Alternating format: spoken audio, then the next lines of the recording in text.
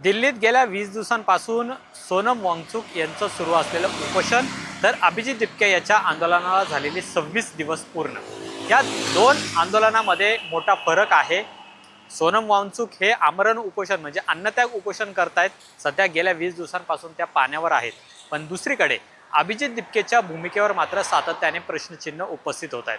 आपण पाहिलं की महाराष्ट्र नवनिर्माण विद्यार्थी सेनेचे अध्यक्ष अमित ठाकरे यांनी सुद्धा अभिजित दिपके याच्या या जंतर मंतरवरच्या आंदोलनावर त्याच्या वागण्यावर काही प्रश्न उपस्थित केलेले होते आणि या आंदोलनामध्ये फक्त सोनम वांगचुक यांनाच माझा पाठिंबा आहे असं सुद्धा अमित ठाकरे यांनी म्हटलं. आणि अगदी तसंच चित्र आहे ते आज दिल्लीच्या जंतर मंतरवर पाहायला मिळालेलं आहे. गेल्या 26 दिवसांमध्ये अभिजित दिपकेची बदललेली वर्तणूक आणि गेल्या 20 दिवसांपासून सुरू असलेलं सोनम वांगचुक यांचं उपोषण यातला काय नेमका फरक आहे हे आज आपण या एक्सप्लेनरमधून जाणून घेणार आहोत. नमस्कार, मी अमोल धर्माधिकारी आणि तुम्ही पाहत आहे LS मराठी. गेल्या 20 दिवसांपासून सोनम वांगचुक ज्यांना खरं तर मॅक्सेसे पुरस्कार आहे, शिक्षणासाठी ते झगडत आहेत, पर्यावरणवादी म्हणून सोनम वांगचुक यांची ओळख आहे. आणि पुण्यामध्येच नव्हे तर देशभरामध्ये जिथं जिथं सामाजिक आंदोलनं होतात त्या आंदोलनामध्ये सोनम वांगचुक आपल्याला पुढे आलेले पाहायला मिळतात. आपण पाहिलं की कॉक्रोच जनता पार्टीचा उगम झाला. या पार्टीच्या माध्यमातून नीट परीक्षेचा जो घोळ झालेला आहे त्याच्या पार्श्वभूमीवर केंद्रीय शिक्षण मंत्री धर्मेंद्र प्रधान यांनी राजीनामा द्यावा यासाठी देशभरामध्ये अभिजित दिपके याच्या नेतृत्वाखाली आंदोलनं करण्यात आली. आणि या सगळ्या आंदोलनामध्ये आपल्याला सोनम वांगचुक हे प्रकर्षानं त्या ठिकाणी उपस्थित असलेले पाहायला मिळालेले होते. महिना झाला. गेल्या 20 जूनला सुद्धा अभिजित दिपके यांनी खरं तर दिल्लीच्या जंतर मंतरवर उपोषण करण्याचं ठरवलं. म्हणजे आंदोलन त्यांनी सुरू केलं. मात्र एक दिवस आंदोलन सुरू झालं, दुसऱ्या दिवशी झालं, मात्र त्या आंदोलनाची सुद्धा कुणी दखल घेतली नाही. आणि आज सलग 26 दिवस अभिजित दिपके याचं आंदोलन या ठिकाणी सुरू आहे. पण ते आमरण उपोषण नाही आहे, तर चालता खेळता बोलता असं हे अभिजित दिपकेचं आंदोलन सुरू आहे. पण दुसरीकडे चिंता वाढवणारी बातमी म्हणजे सोनम वांगचुक यांनी मात्र फक्त गेले 20 दिवस हे पाण्यावर काढलेले आहेत. कोणत्याही प्रकारचं अन्नपदार्थ त्यांनी घेतलेलं नाही आणि त्यांचं हे अन्नत्याग उपोषणच एक प्रकारे गेल्या 20 दिवसांपासून विद्यार्थ्यांसाठी आणि केंद्रीय शिक्षण मंत्री धर्मेंद्र प्रधान यांनी राजीनामा द्यावा यासाठी आहे. आज आपण थेट LS मराठीची टीम या दिल्लीच्या जंतर मंतरवर पोहोचलेली होती आणि एकूणच इथलं वातावरण आपण पाहिलं. जे आपल्याला वातावरण 20 जूनला पाहायला मिळालेलं होतं त्याच्या अगदी उलट वातावरण या ठिकाणी पाहायला मिळालेलं आहे. विद्यार्थ्यांची संख्या काही प्रमाणात इथं आहे हे मान्य करावं लागेल. अनेक शेकडो विद्यार्थी आहेत ते वेगवेगळ्या भागातून देशातल्या या ठिकाणी येत आहेत आणि सोनम वांगचुक यांना पाठिंबा देत आहेत. एक बाब यामध्ये प्रकर्षानं जाणवलेली आहे ते म्हणजे सुरुवातीला ज्या पद्धतीने अभिजित दिपके याला या आंदोलनाच्या माध्यमातून पाठिंबा मिळत होता तो जरा काहीसा कमी झालेला पाहायला मिळते आणि सगळा आंदोलनाचा पाठिंबा आहे तो सोनम वांगचुक यांच्याकडे गेलेला पाहायला मिळते. आज अनेक विद्यार्थी तिथं आलेले पालक हे असं म्हणत होते की आम्ही सोनम वांगचुक यांच्यासाठी आलेलो आहोत आणि तुम्ही सुद्धा सोनम वांगचुक यांच्यासाठी या ठिकाणी या. कुठेही अभिजित दिपके याचं नाव या काही पालक तिथले जे तरुण आहेत यांनी घेतलेलं नाही. आणि त्यामुळे जसं मी सुरुवातीला म्हटलं की अमित ठाकरेंनी सोनम वांगचुक यांना पाठिंबा दिला, मात्र अभिजित दिपके याच्या कृतीवर त्यांनी असमर्थन दर्शवलं किंवा त्याच्या कृतीवर सुद्धा त्यांनी आक्षेप घेतलेला आहे. आणि त्यामुळेच अभिजित दिपकेच्या गेल्या सत्रामध्ये या आंदोलनाच्या माध्यमातून बराच बदल आहे तो सुद्धा झालेला पाहायला मिळालेला आहे. अभिजित दिपके हा महाराष्ट्रीयन आहे, मराठी भाषा त्याला अवगत आहे आणि त्यामुळे 20 जूनला ज्यावेळेस आपण त्याच्याकडे गेलेलो होतो त्यावेळेस त्यांनी सातत्याने हे म्हटलेलं होतं की मराठी मीडियाने मला खूप सांभाळून घेतलेलं आहे, माझी पहिली प्रायोरिटी ही मराठी मीडिया म्हणजे मराठी माध्यमं असणार आहे असं त्यांनी सांगितलेलं होतं. आणि आज मात्र चित्र आहे ते पूर्णपणे वेगळं होतं.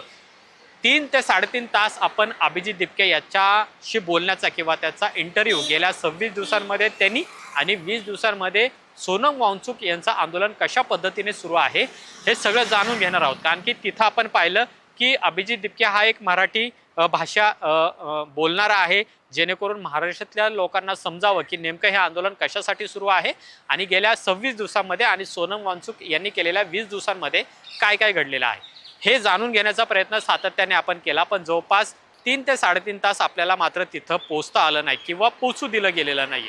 अतिशय VVIP कल्चर या आंदोलनाच्या ठिकाणी आपल्याला पाहायला मिळतंय. म्हणजे तिथले जे व्हॉलंटियर आहेत, जे आपल्याला आपण पाहतो की स्वयंसेवक ज्याला आपण म्हणतो ते स्वयंसेवक इतक्या रूडली पद्धतीने तिथं वागतायत, ते कोणत्याही मीडियाला आतमध्ये सोडत नाही आहेत. त्यांच्या नजरेमध्ये जे चांगले मीडिया आहेत त्यांनाच तिथं आतमध्ये सोडलं जाते. म्हणजे अगदी महिला रिपोर्टर असो, यूट्यूब चॅनलवाले असो किंवा मग त्यांच्या समर्थनार्थ बोलणारे असो, यांनाच तिथं सोडलं जाते आज, असं मला तिथं अनुभवायला मिळालेलं आहे. सातत्याने मी अभिजित दिपके याला आवाज देण्याचा प्रयत्न केला, मात्र त्यांनी बघून न बघितल्यासारखं केलं. त्याचे जे स्वयंसेवक होते त्यांना त्याचा मेसेज तिथपर्यंत पोहोचवा असं सांगितलेलं आहे. कारण की महाराष्ट्रातून LS मराठी ही टीम आज दिल्लीच्या जंतर मंतरवर दाखल झालेली होती, पण तरीसुद्धा तिथून कोणत्याही प्रकारचा प्रतिसाद आलेला नाही आणि 24 तासांपासून अनेकांनी अपॉइंटमेंट घेतलेल्या आहेत आणि तुम्ही सुद्धा अपॉइंटमेंट घ्या असं तिथं सांगण्यात आलं. खरं तर कुठल्याही आंदोलनामध्ये अशा पद्धतीची भूमिका किंवा आता अशा पद्धतीची वर्तणूक ही मला पहिल्यांदाच अनुभवायला मिळालेली आहे. त्यामुळे अभिजित दिपके याच्या आंदोलनामध्ये सोनम वांगचुक यांनी जे आंदोलन सुरू केलेलं आहे, म्हणजे 26 दिवस अभिजित दिपके याचं आंदोलन आणि त्याच्यानंतर 20 दिवस गेले सोनम वांगचुक यांचं हे उपोषण, यामध्ये बराच तफावत असलेली आपल्याला पाहायला मिळते. सोनम वांगचुक यांचं जे उपोषण या ठिकाणी सुरू आहे त्याला आपला कोणताही आक्षेप नाही किंवा सोनम वांगचुक यांची तब्येत खालावलेली आहे त्यामुळे त्यांच्याशी बोलता येणार नाही हे सुद्धा आपण मान्य करू शकतो, कारण की डॉक्टरांच्या पथकाने तसं त्यांना सांगितलेलं आहे.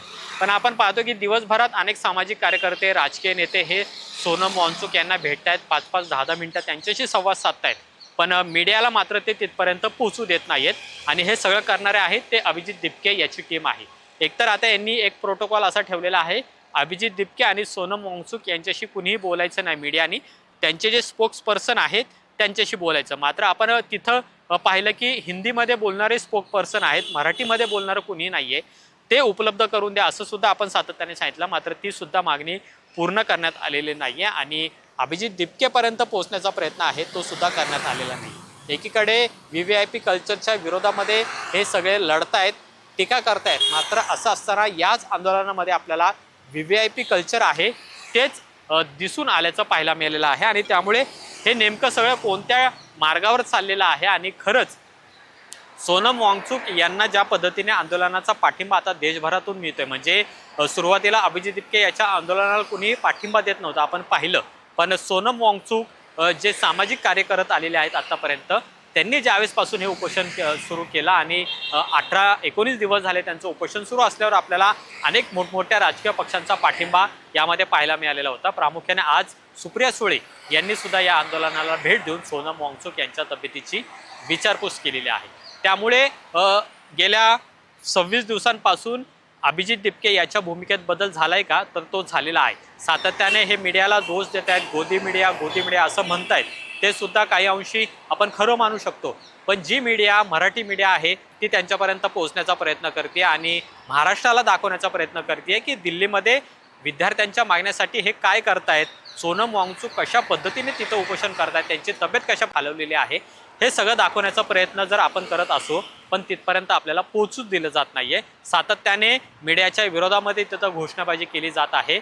त्यामध्ये अभिजित दिपके सुद्धा सातत्याने मीडियाला काही ना काही बोलत आहे, असं एक वातावरण आहे ते आजच्या दिवशी या ठिकाणी पाहायला मिळालेलं आहे. आणि त्यामुळे कुठेतरी अभिजित दिपके याच्या भूमिकेमुळे सोनम वांगचुक यांचं जे उपोषण या ठिकाणी सुरू आहे त्याच्यावर सुद्धा प्रश्नचिन्ह उपस्थित केले जात आहेत. आणि त्यामुळे अभिजित दिपके हा जसं 20 जूनला तो वागत होता किंवा त्याची जी वर्तणूक होती त्या वर्तणुकीमध्ये आता मात्र बराच बदल झालेला दिसतोय. म्हणजे मराठी मीडियाला सुद्धा तो टाळतोय का, असा सुद्धा प्रश्न आहे तो उपस्थित झालेला आहे. आणि त्यामुळे पुढे आता या आंदोलनाचं नेमकं काय होणार आहे आणि सातत्याने अभिजित दिपके याच्या भूमिकेवर सुद्धा आता काही राजकीय नेते आहेत ते सुद्धा बोलू लागलेले आहेत. आणि त्यामुळे सोनम वांगचुक यांचं उपोषण आणि दुसरीकडे अभिजित दिपके याचं आंदोलन हे पूर्णतः आता वेगवेगळं झालेलं आहे का, एकाच मंचावर हे दोघं सातत्याने आपल्याला दिसत असले तरी सोनम वांगचुक यांचं जे उपोषण त्या ठिकाणी सुरू आहे ते एक सरळ मार्गाने सुरू आहे आणि आपण अभिजित दिपके याची वर्तणूक पाहिली तर ती एक वेगळ्या पद्धतीची या ठिकाणी